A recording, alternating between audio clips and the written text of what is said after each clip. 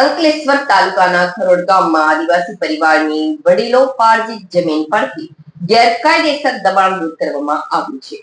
મામલતદારની આગેવાની હેઠળ આ કાર્યવાહી કરીને સંબંધિત પ્લોટનો કબજો આદિવાસી પરિવારને પરત સોંપવામાં આવ્યો હતો. અંકલેશ્વર ખરોડ ગ્રામ પંચાયત દ્વારા વર્ષો અગાઉ સર્વે નંબર 2 હેઠળની આ જમીન ગામના આદિવાસી પરિવારના વારસ રમેશ મોહન વસાવા અને તેમના કુટુંબીઓના નામે નોંધાયેલી હતી. તેમ છતાં નજીકમાં રહેતા સબીર અબ્દુલ કાદર ભરૂચી અને અન્યોએ આ પ્લોટ પર ગેરકાયદેસર દબાણ કરીને બાંધકામ કરી લીધું હતું. આ મામલે આદિવાસી પરિવાર અતિક્રમણ દૂર કરવા માટે કોર્ટમાં દાવો દાખલ કર્યો હતો. કોર્ટે દાવાને માન્ય રાખીને પ્લોટનો કબજો મૂળ માલિકને પરત આપવાનો હુકમ કર્યો હતો. જોકે દબાણકર્તાઓએ હુકમના આધારે અંકલેશ્વર મામલતદાર કરણસિંહ રાજપૂત, તાલુકા વિકાસ અધિકારી અને સંબંધિત પોલીસ મથકને દબાણ દૂર કરીને કાયદેસર કબજો સોંપવાનો આદેશ આપ્યો હતો. કોર્ટના આદેશનો અમલ રૂપે આજે મામલતદાર કરણસિંહ રાજપૂત પોતાની ટીમ સાથે ખરોડ ગામે પહોંચ્યા હતા.